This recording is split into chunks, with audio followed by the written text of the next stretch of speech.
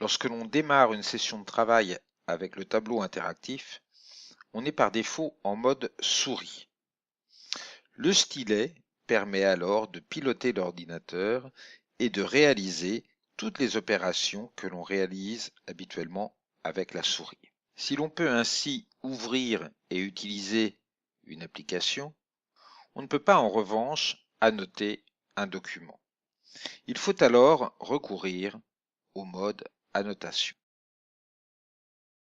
Le mode annotation est accessible depuis les outils de Mimio Studio.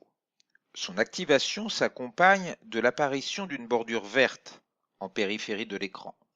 En mode annotation, on travaille en réalité non pas sur l'écran de l'ordinateur, mais sur une copie de cet écran, sur une image.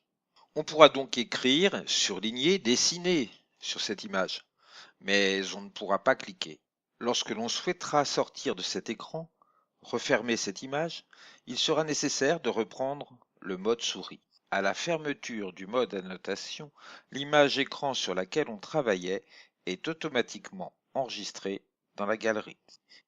Après le mode souris et le mode annotation, voici un troisième mode de travail qui consiste à utiliser le bloc-notes de Mimio Studio. Le bloc-notes propose un environnement spécifique dédié au tableau interactif. Dans la galerie, on retrouve ressources et écrans d'annotation. On dispose par ailleurs de nombreux outils pour travailler in situ, mais aussi pour en différer, préparer ou exploiter des supports.